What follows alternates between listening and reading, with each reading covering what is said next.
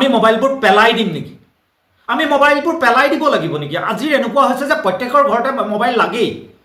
এতিয়া মোবাইলৰ নামত ৰিচাৰ্জৰ নামত মোবাইলৰ যিবোৰ ৰিচাৰ্জ তাৰ নামত আচলতে প্ৰত্যেকখন ঘৰৰ পৰা বহু পৰিমাণৰ টকা কোম্পানীবিলাকে লৈ গৈ আছে। একদম এনেকুৱাকৈ লৈ গৈ আছে, আপুনি ব্যৱহাৰ কৰিলেও লৈ গৈ আছে, ব্যৱহাৰ নকৰিলেও লৈ গৈ আছে। আপুনি ভাবক সৰু এটা যদি কিপেইডৰ ফোন হয়, তাত আপুনি যিটো ৰিচাৰ্জ কৰিব ডাটাৰ কোনো কাম নাই, কিন্তু সেই ডাটাৰ কাম নাথাকিলেও মাহেকত তেওঁলোকে সেই ডাটা চাটা লৈয়ে ৰিচাৰ্জ কৰিবলগীয়া হয়। পৰিয়ালবিলাকৰ পৰা টকা ওলাই গৈছে, কোম্পানীবিলাকে টকা লৈ আছে, কিন্তু তাৰ বিনিময়ত তেওঁলোকে আচলতে একো সুবিধা পোৱা নাই। এনেকুৱা ধৰণৰ কিয় কৰা নাই যে অকল কথা পতাৰ 10-15 টকাত কথা পাতিবৰ কাৰণে ব্যৱস্থাটো কিয় নাই? তেওঁলোকে যিটো কিপেড ইউজ কৰিছে, তেওঁলোকৰ পৰিয়ালবিলাকে সৰু মোবাইল ইউজ কৰিছে। সৰু সৰু মোবাইল ইউজ কৰাবিলাকৰ কাৰণে তেওঁলোকৰ অকল কথা পাতে, তেওঁলোকৰ অকল কথা পতাৰ কাৰণে কমকৈ টকা 10-20 টকাত মাহেকত কথা পতাৰ ব্যৱস্থা কৰিব নোৱাৰাৰ কাৰণটো কি? সকলোকে যে বিশাল পৰিমাণৰ টকা লৈ ৰিচাৰ্জ কৰাই তেওঁলোকক পৰিয়ালবিলাকক লুণ্ঠন কৰিছে, ইয়াৰ অন্তৰ্নিহিত কাৰণটো কি?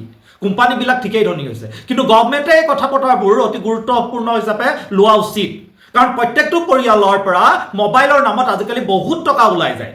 গতিকে আমি ডিমাণ্ড কৰিছোঁ যে সকলো পৰিয়ালকে যিবিলাকে সৰু মোবাইল ইউজ কৰে অন্ততঃ সেই সৰু মোবাইলৰ ৰিচাৰ্জৰ এটা ব্যৱস্থা হওক, যে 10-20 টকাত অন্ততঃ তেওঁলোকে কথাবিলাক অকল পাতিব পৰাৰ এটা ব্যৱস্থা হওক। কাৰণ কোনোবাই ল'ৰাটো ঘৰত থৈ গৈছে, মাক দেউতাক বাহিৰত গৈছে, ল'ৰাটোৰ খবৰ এটা ল'বলগীয়া হৈছে, সৰু কিপেড মোবাইল এটা ল'বলগীয়া হৈছে, সেইটোতো আপুনি একদম ডাটাই সৈতে ৰিচাৰ্জ কৰিব, এইটোতো উচিত কেতিয়াও হ'ব নোৱাৰে। আহক আমি যিসকলে ভাবিছোঁ যে ৰিচাৰ্জৰ নামত আমাৰ পৰিয়ালবিলাকক আচলতে ঠগন দি থকা হৈছে, ৰিচাৰ্জৰ নামত যিবিলাকক অকল কথা পাতে, সেই কথা পতা ফোনবিলাকতো অন্ততঃ ৰিচাৰ্জৰ নামত যাতে কমাব পৰা যায়, অন্ততঃ 10-20 টকাত যাতে কথা অকলে পাতিব পৰাৰ ব্যৱস্থা কৰা যায়, তাৰ বাবে আচলতে গভৰ্ণমেণ্টে এক পদক্ষেপ লওক।